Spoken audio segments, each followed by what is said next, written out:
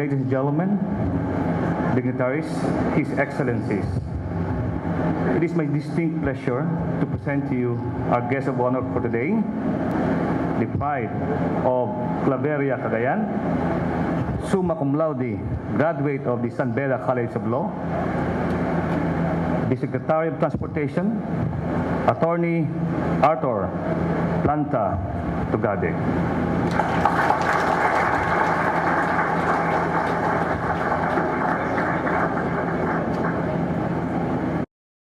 Please be seated. Thank you very much. Admiral Gino, Admiral Joel, our friends in the Diplomatic Corps, the men and women of the Philippine Coast Guard, my fellow servants in government, the inspirations of any and all husbands, the wives of the Philippine Coast Guard Corps of Officers, magandang umaga sa inyong lahat, ma'am. Today I come to you in representation of President Rodrigo Roa Duterte. Mayor Duterte sends his best appreciation and recognition for the 118th anniversary of the Philippine Coast Guard. He takes special pride that after so many years, the Philippine Coast Guard continue to sail the open seas to protect and make sure that the maritime waters of the Republic are well taken care of and well secured. He extends his congratulations to you with the wishes that many more years of existence and involvement, positive involvement by the Philippine Coast Guard, will continue ever in the protection of our sovereignty. The President extends his appreciation to all the men and women of the Philippine Coast Guard, and he knows quite well the sacrifices you have to undergo in the performance of your mandate in the course of your activities with the Philippine Coast Guard. Sabi po ng ating alkalde, Mayor Rodrigo Roa Duterte, maraming po salamat po sa inyo. The President extends his congratulations to all the awardees today. The officers, the men and women, the officers who have been receiving their plaque of appreciation and citations in the performance of their duty. Uliran ho kayo sa paglilingkod nyo sa Philippine Coast Guard. Masaya ho ang ating Pangulo at harinawang ang pangarap niya darating ang panahon na hindi lang iilan-ilan ang tatanggap ng tropeo or plaque of recognition. Dapat lahat ng Philippine Coast Guard ay tatanggap pagkat kayo po ay isang role model na kailangan tingalain at sundan ang mga yapak. Congratulations po sa inyo. The Mayor, Rodrigo Roa Duterte, President of the Republic, also conveys his appreciation and recognition to the men and women of the civilian community for the trust, confidence, and faith you have given to the government. The Philippine Coast Guard will not be what it is today without the cooperation and support of the civilian community. Today, in our own simple and humble way, we recognize your contribution. And I hope that with your contribution and people seeing the way you perform and contribute and support the Philippine Coast Guard, many more will come and be a supporting partner of the Philippine Coast Guard. To all of you, thank you, and I hope that your contribution last year will be doubled and tripled in the coming years so that we can say that indeed contribution and support in the Philippine Coast Guard is a contagious activity that is most welcome in this part of the military arm. Thank you very much to all of you. We have seen this morning a video highlighting the performance of the Philippine Coast Guard in the year that was.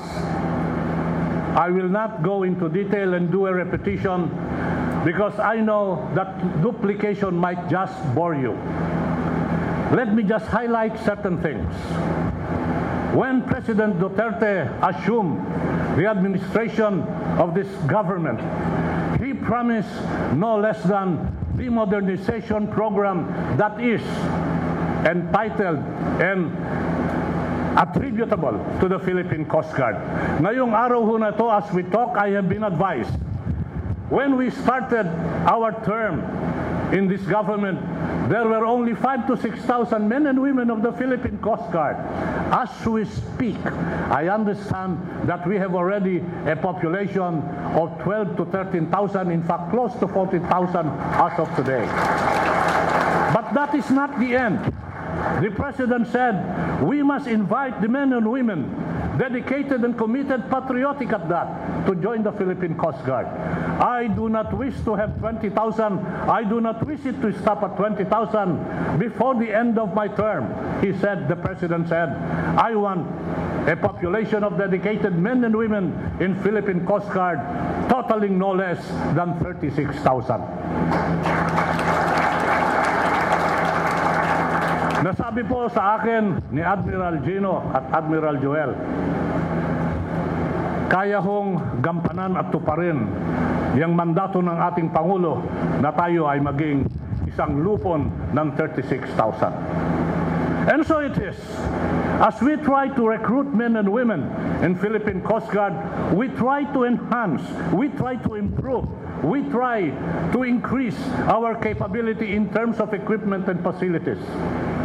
Andiyan dyan yung tinatawag na fast craft, andiyan dyan yung tinatawag na mga rubberized boat, andiyan dyan yung mga tinatawag na ambulansya at rolling equipment, andiyan dyan yung mga parating na helicopter. Ibig sabihin, yung paglawak ng populasyon ng Philippine Coast Guard ay tinatabla at kinakampihan at ikinakasal sa modernized equipment. Kaya nga ba't kung nasasabi, kung meron tayong dedicated personnel at meron tayong modernized equipment, pag pinagsanib puwersa mo yan, indeed we can be assured that the maritime nation and the maritime waters of the Republic will be safe and secure. You know, I was talking with Admiral Chino, and there are three things, and I have communicated this to Admiral Joel. There are three more things which is close to my heart, which I would like to see a reality, which I would like that it be effectuated. Ito rin ho yung gusto ng ating Pangulo. Tatlong bagay which I would like to underscore and emphasize as we celebrate your 118th anniversary. Una ho, na-approve na at nagawa ng batas, it is now a law that the Philippine Coast Guard will have its own Philippine Coast Guard Hospital. Aprobado na ho yung batas. Ang inaantay na lang ho ay yung tinatawag na implementing rules and regulation. Ang inaantay na lang ho ay yung tinatawag na pondo. Pangako ng ating Pangulo at pangako ko na rin, gagawin ho natin yung tinatawag na implementing rules sa hanapan ng pondo. Nang sa ganon, magkaroon ng kabuhayan yung tinatawag natin hospital ng Philippine Coast Guard.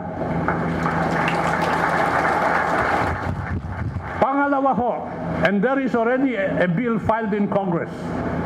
And I've been talking a lot with your leadership sa liderato ninyo. Gusto ho sana namin mapabatas yung bill na isinumite na kung saan magkakaroon tayo ng Philippine Coast Guard Academy. The Philippines is an archipelago. It's basically all waters. And we need an efficient, committed, patriotic Philippine Coast Guard. And part of that patriotism and committed and intelligent Coast Guard is the formation of the Philippine Coast Guard Academy. Support us with your encouraging inspiration, yung pagtulong nyo sa amin mga kongresista at mga senador upang nang sa ganon makita nila yung kahalagaan ng pagkakaroon ng Philippine Coast Guard Academy. Ngayon ho, that is a bill. Together, let's work together so that it becomes a law. Then afterwards, we will continue to work together so that that bill is what's transformed into a law will now be effectuated and born. Ang number 3 ho, na talagang malapit sa akin ay yung tinatawag natin ng K9 School or K9 Academy. Tinatapos na po namin ng balangkas upang sa gayon mapakatotoo at mabigyan buhay yung tinatawag natin na K9 Academy. Nakita ko ho at napasyalan ko yung lugar na kung saan kayo'y nag-aalaga ng mga aso, na kung saan nagte-train kayo ng aso, hindi lang ho pambomba, pang-droga pa. Batid ko at naging batid sa akin na kailangan natin yung aspeto na to upang sa gayon yung security and safety ng ating kapaligiran ay mabibigyan buhay at mabibigyan halaga. Ang tanong ko sa aking sarili, bakit? Bakit ang seguridad ng airport? Bakit yung seguridad ng mga pantalan? Bakit yung mga seguridad ng ibang pamahalaan ng gobyerno? Bakit kailangan ilaan ko yan sa mga pribadong kumpanya when we are talking here of national security?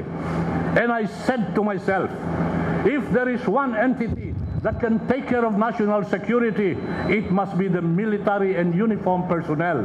And when it comes to dogs, I will not give it to the private citizen or private entity. I will give it to the people that are in charge of the national security of this nation. Akalain mo ho, ang mahal-mahal ng ginagastos at binabayaran dyan upang na ganon magkaitaguyod natin yung kaligtasan ng ating kapaligiran sa mga aso. Alam nyo ba na pati dun sa pinuntahan kong facility, may hospital kayo ng aso? Doon magpapakita na dapat meron kayong talagang panghuhugutan at panggagalingan upang yung pasilidad na to ay magpapakatotoo.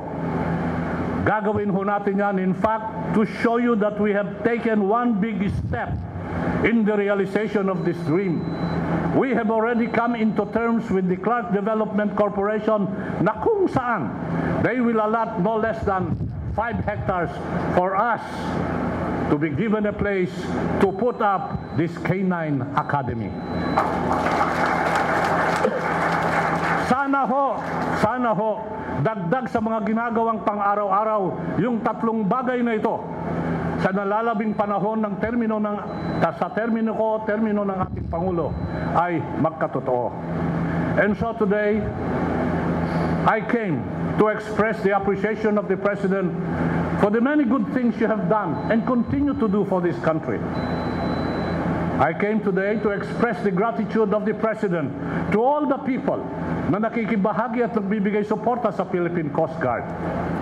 I came to you today in my own self to assure you that for so long as it is needed for the security and safety of our maritime waters, I shall be with the Philippine Coast Guard in making sure that the maritime nation, the maritime waters, will continue to be safe and continue to be secure.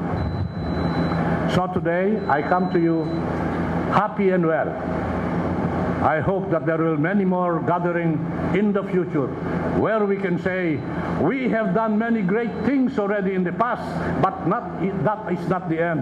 We pledge as we celebrate our anniversary that we will continue to do that is best for this country and for this sovereign state, so that forever the Filipino people can continue to have a peaceful, convenient, and comfortable life. To all of you, happy anniversary.